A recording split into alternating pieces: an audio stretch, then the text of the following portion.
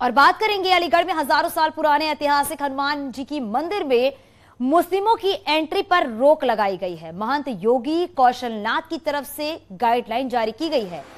त्र्यंबकेश्वर मंदिर में कुछ मुसलमानों की एंट्री की वजह से मंदिर के महंत ने ऐलान किया है।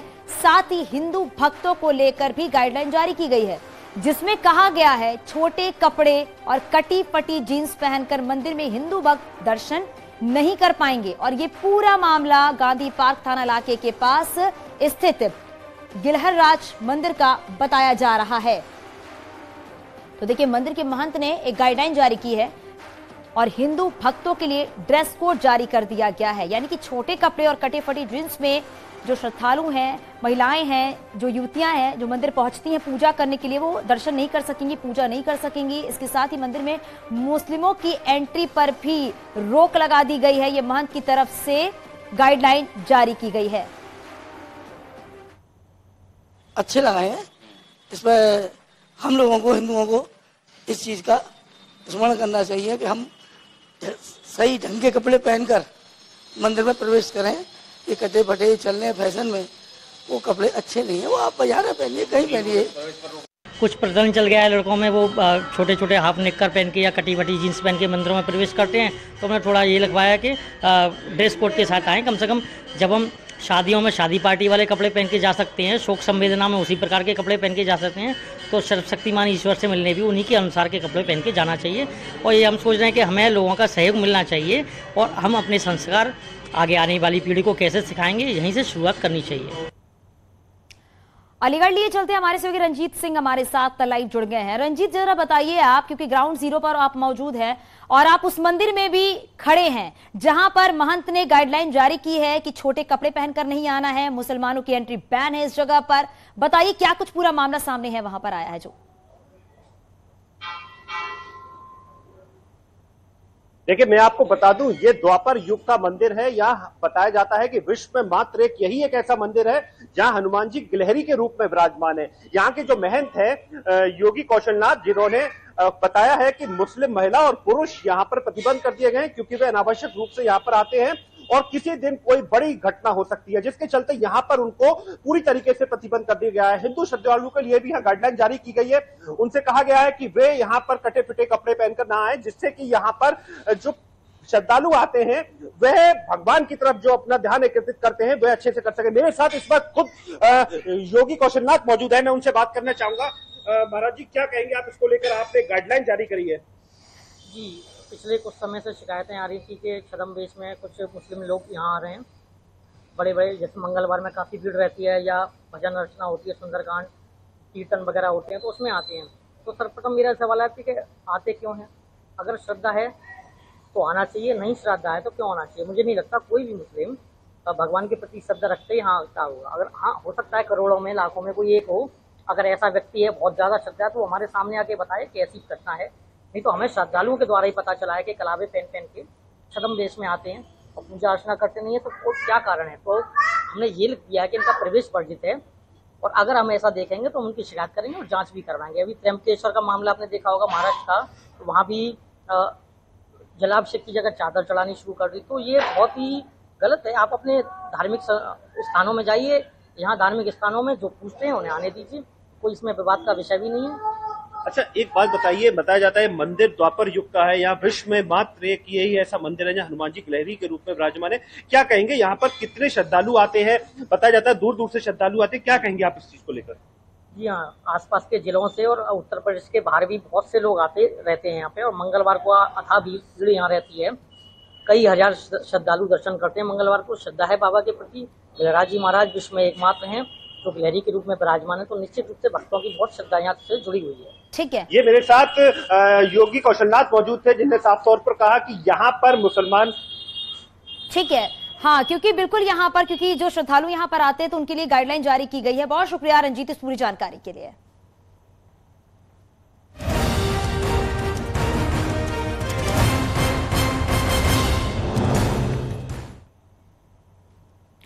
यूपी बीजेपी का आज भी मंथन का दौर जारी रहेगा। कल नोएडा और वाराणसी में बैठक के बाद आज बरेली में ब्रज और गोरखपुर क्षेत्र में बीजेपी की मीटिंग होगी। क्षेत्रीय कार्य समिति की होने वाली बैठक में कई विषयों पर मंथन होगा। 30 मई से 30 जून तक चलने वाले कार्यक्रमों की रूपरेखा भी तैयार की जाएगी। आपको बता दें, ब्रज की बैठक पार्टी के राष्ट्रीय महामंत्री सुनील बंसल और प्रदेश अध्यक्ष भूपेंद्र चौधरी की मौजूदगी में हो रही है। वहीं संगठन महामंत्री धर्मपाल सिंह गोरखपुर में क्षेत्रीय कार्य समिति की बैठक का उद्घाटन भी करेंगे। तो ये बैठक काफी अहम है। और बरेली से हमारे सहयोगी चितरंजन हमारे साथ लाइव जुड़ गए हैं, वहीं गोरखपुर से रामगोपाल भी हमारे साथ जुड़ गए हैं। सबसे पहले बरेली का रुख कर लेते हैं। चितरंजन, जरा बताइए, क्योंकि आज बीजेपी की अहम बैठक होने वाली है। कल नोएडा और वाराणसी में हुई और आज बरेली में बैठक है। किस तरह की तैयारी और क्या एजेंडा रहने वाला है इस बैठक का? ये है कि 2024 में कैसे भाजपा की ये बैठक है और इसमें प्रदेश के जो प्रदेश अध्यक्ष हैं भूपेंद्र चौधरी जी हैं, राष्ट्रीय महामंत्री सुनील बंसल, जो महत्वपूर्ण लोग ये यहाँ पर रहेंगे। बाकी 12 जिलों के जो क्षेत्र के विधायक हैं, सांसद हैं, वो लोग भी यहाँ पर पहुँच रहे हैं। जाहिर सी बात है इस बैठक से ये नतीजा निकाला जाएगा कि यूपी में कैसे 2024 में 80 की 80 सीटें भाजपा जीते।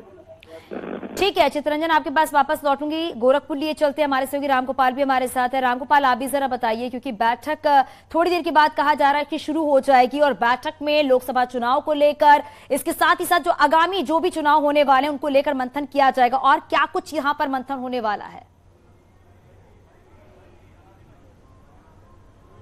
बिल्कुल, ये एक महत्वपूर्ण बैठक है क्योंकि प्रधानमंत्री नरेंद्र मोदी के 9 साल का जो कार्यकाल पूरा हो रहा है उसके उपलक्ष्य में 30 मई से 30 जून तक भारतीय जनता पार्टी 1 महीने का कार्यक्रम घोषित कर रखी है। और इस 1 महीने में जो केंद्र सरकार ने काम किया है, जो प्रदेश सरकार की योगी सरकार ने काम किया, उनको जन जन तक कैसे पहुंचाया जाए, उसको लेकर आज यहाँ पे बैठक है। और हम गोरखपुर क्षेत्र की बात करें तो गोरखपुर क्षेत्र में जो है कुल 13 लोकसभा सीटें आती हैं और 13 लोकसभा सीटों में जो आजमगढ़ मंडल है वो भारतीय जनता पार्टी के लिए हमेशा टफ रहा है, खास करके आजमगढ़ जिला, जिसमें 2019 में उसे जीत नहीं मिली थी। हालांकि जब उपचुनाव हुआ तो वहां पे बीजेपी ने जीत दर्ज की थी।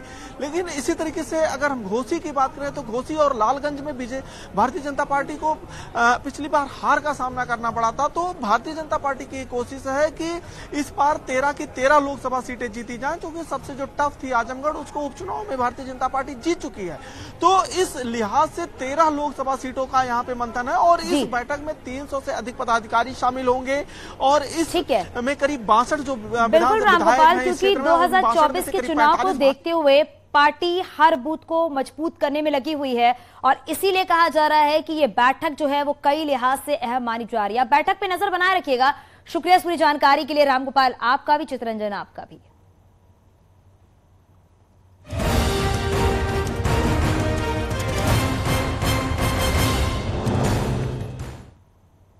और अब बात कर लेते हैं नगर निकाय चुनाव में हार के बाद बीएसपी अध्यक्ष मायावती ने समीक्षा बैठक बुलाई है।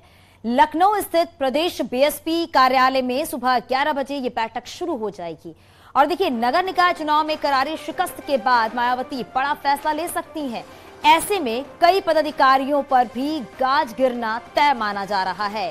तो बीएसपी की तरफ से जो ये बैठक होने वाली है, अब से थोड़ी देर के बाद ये बैठक भी काफी अहम मानी जा रही है, क्योंकि निकाय चुनाव में जिस तरीके से करारी हार बीएसपी की हुई है, उसके बाद अब इस पर मंथन किया जाएगा कि आखिरकार कहां पर कमी रह गई है, कहां पर लापरवाही रह गई है यहाँ पर, और इसके साथ जिस पर ये जिम्मेदारी दी गई थी निकाय चुनाव को कराने के लिए, उनकी तरफ से क्या कमियां रह गई हैं, उन सब पर मंथन किया जाएगा। और कहा यह भी जा रहा है कि 2024 के लोकसभा चुनाव को लेकर भी, तैयारियों को लेकर, मुद्दों को लेकर बातचीत भी हो सकती है।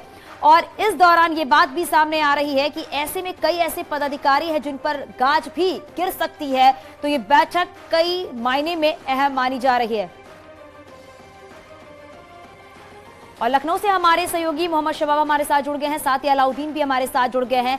सबसे पहले शबाब, आपका ही रुख कर लेती हूँ। शबाब, जरा बताइए, क्योंकि ये बैठक कई लिहाज से काफी अहम मानी जा रही है। सबसे बड़ी बात तो यही है कि निकाय चुनाव में बीएसपी की जिस तरीके से करारी हार हुई है, उसको लेकर मंथन किया जाएगा और कौन कौन से अहम मुद्दे हैं जिन पर बातचीत होगी? बिल्कुल सही बात है। नगर निकाय चुनाव में जो बहुजन समाज पार्टी की परफॉर्मेंस रही वो उम्मीद के मुताबिक नहीं रही। बहुजन समाज पार्टी को इन नगर निकाय चुनावों से बहुत उम्मीदें थी, क्योंकि पिछले विधानसभा चुनाव में उसकी परफॉर्मेंस बिल्कुल खराब रही थी। एक विधायक महज जीत पाया था, जिसके बाद से बहुजन समाज पार्टी ने विधानसभा चुनाव में नॉन परफॉर्मिंग नेताओं को साइडलाइन किया था, जिसमें सबसे बड़ा नाम था सतीश चंद्र मिश्रा का। सतीश चंद्र मिश्रा को इन नगर निकाय चुनावों में बिल्कुल साइडलाइन कर दिया था। वो किसी भी जनसभा में नजर नहीं आए, उन्होंने किसी भी पार्टी के फेवर में प्रचार नहीं किया। वो पार्टी के जो टॉप ट्रेंडिंग नेता होते हैं, कैंपेनर होते हैं, उनकी लिस्ट में उनका नाम नहीं था। यानी कि मायावती ने एक संदेश दे दिया था कि विधानसभा चुनाव में परफॉर्म न करने वालों को नगर निकाय में मौका नहीं दिया जाएगा। उम्मीद यही थी कि मायावती अपना सब कुछ जोड़ बटोर कर एक बार फिर से नगर निकाय चुनाव में पूरी तैयारी के साथ उतरेंगी।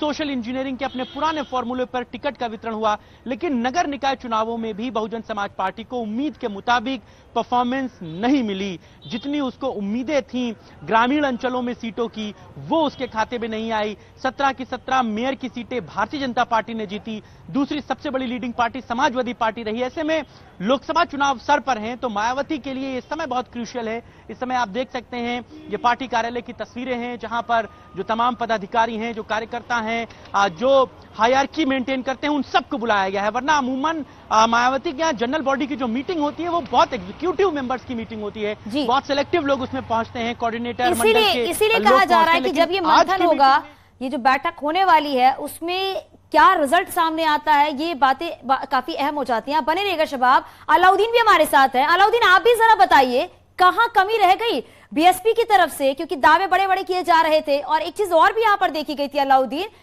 अखिलेश यादव की तरफ से उन जगहों पर प्रचार प्रसार किया गया जहां पर बुआ का वोट था, यानी कि मायावती का जहां पर वोट बैंक था, उसको साधने की कोशिश की गई थी समाजवादी पार्टी की तरफ से।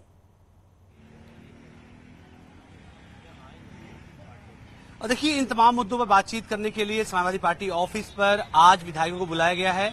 समाजवादी पार्टी दफ्तर में मैं खड़ा हूं और ठीक 11 बजे तमाम विधायकों को कॉल किया गया है। इसके अलावा क्योंकि उत्तर प्रदेश में आज नॉमिनेशन यानी एमएलसी की 2 वैकेंट जो सीटें हैं, नॉमिनेशन की आखिरी तारीख है, 3 बजे तक नॉमिनेशन होना है। तो ऐसे में समाजवादी पार्टी ने फैसला किया है कि वो इलेक्शन में जाएगी, यानी एमएलसी के इलेक्शन में जाएगी। हालांकि संख्या बल उसके बहुत पक्ष में नहीं है, लेकिन तब भी सिंबॉलिक मैसेज और एक संदेश देने के लिए उत्तर प्रदेश में राजनीतिक समाजवादी पार्टी आज नॉमिनेशन करेगी। समाजवादी पार्टी के विधायकों के आने का सिलसिला शुरू हो गया। करीब 20 विधायक अंदर आ चुके हैं।